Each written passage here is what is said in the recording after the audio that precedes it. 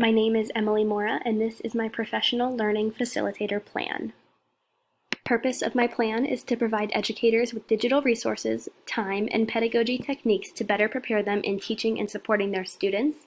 And this will be done by making the educators students as they are learning how to use all of the technology platforms and such, so then they can better implement them for their students.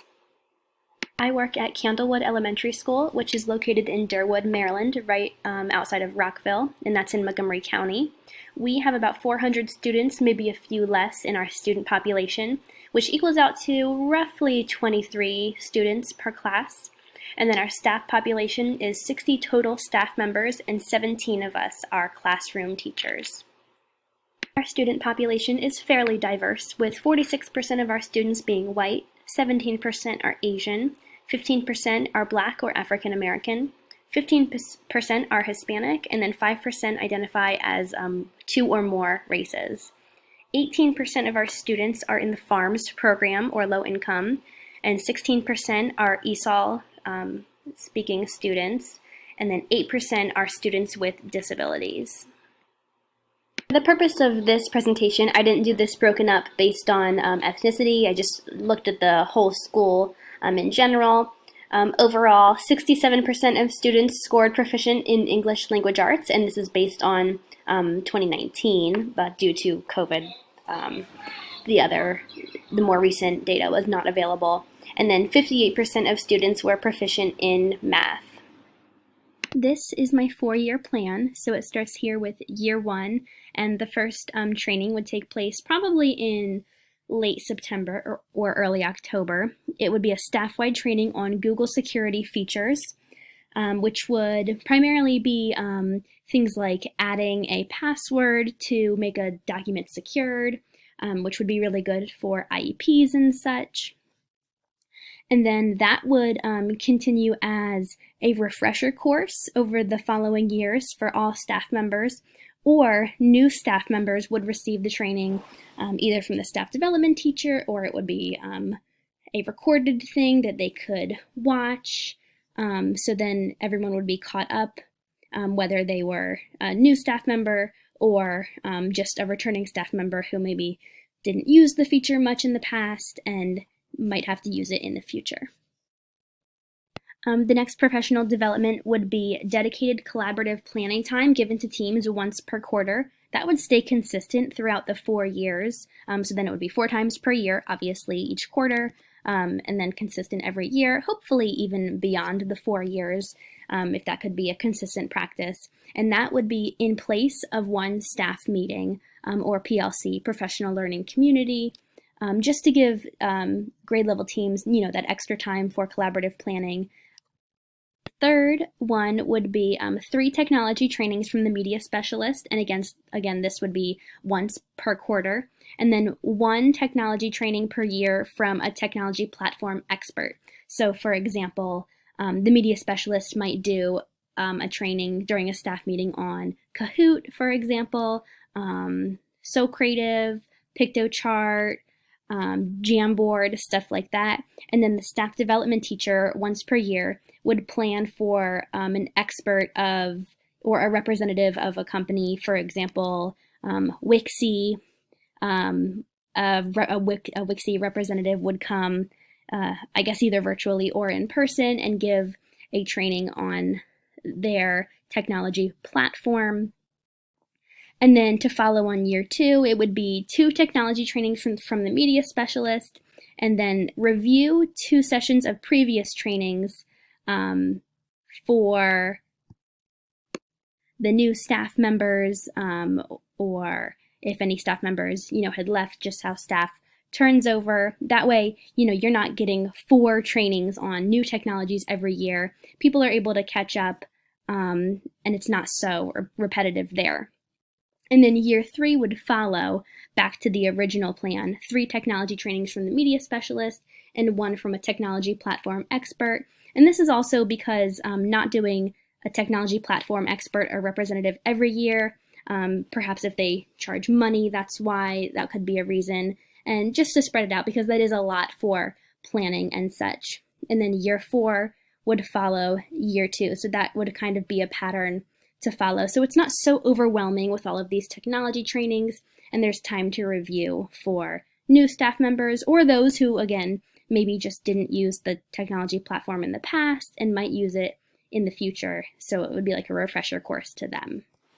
And then the final one we have is each staff meeting and professional learning community would include a creative response method that teachers could then take to use in their classrooms. So what I mean by this would be, during one staff meeting, if the staff meeting is about data of the school's test scores, and you're having a discussion about that, you might use, Kahoot to all respond to a prompt, and then the teachers would, probably already know how to use Kahoot, but if they didn't, they would have experience with that as the student and then be able to take it back into their classroom. Perhaps another one would be everyone receiving a sticky note and making, a poster collage of all the sticky note responses. So just a bunch of different response methods that could be taken back for the classroom, some using technology and maybe some not using technology as well. And then it would follow, similar to the technology trainings, the response methods as well. Year 2 would be review previous year's response methods in staff meetings and professional learning communities. Again, because it's a lot to plan, and while there are only so many response method techniques we can use, we don't want anyone to be overwhelmed. So just really reviewing them, because as you review them, it's easier to recall from your bank of response methods to use in your classroom. These are the 4 technology standards I focused on. So Standard 3, Citizen, model and promote management of personal data and digital identity and protect student data privacy. This would be the Google feature training in the beginning of the year, followed by the refresher course in coming years.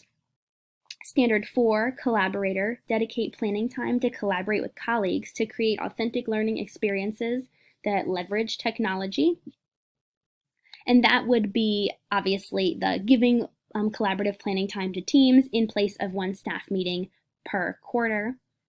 Standard 5, designer, use technology to create, adapt, and personalize learning experiences that foster independent learning and accommodate learner differences and needs. And those would be the trainings, the technology trainings, either from the media specialist or the technology platform representative. And finally, Standard 6, facilitator, model and nurture creativity and creative expression to communicate ideas, knowledge, or connections. And that would be each staff meeting and professional learning community would include a creative response method that, again, teachers could take back to their classroom. Here is a deep dive of Standard 5, designer, which was one of the standards I focused on. The designer must be followed in this digital age because we must be able to manipulate the technologies we utilize and use them to create personalized experience for our students. So for this standard, I would put emphasis on this performance indicator 5A, use technology to create, adapt, and personalize learning experiences that foster independent learning and accommodate learner differences and needs. So staff should consistently participate in technology training so they can stay present with what they implement in their classrooms. And these trainings should be provided regularly by experts on the platforms as well, in addition to the media specialist. And here is a closer look at Standard 6, facilitator. So this is an important standard to the school because the students are growing up in a time of technology, obviously, especially considering this past school year. So we must be responsible for teaching with technology to provide those authentic learning experiences for them. The performance indicator I would put into practice for this one would be 6A, model and nurture creativity and creative expression to communicate ideas, knowledge, or connections.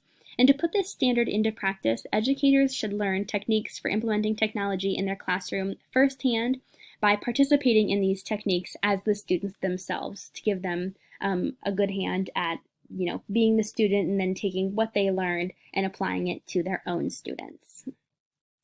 And then here is a deep dive of the standards for coaches.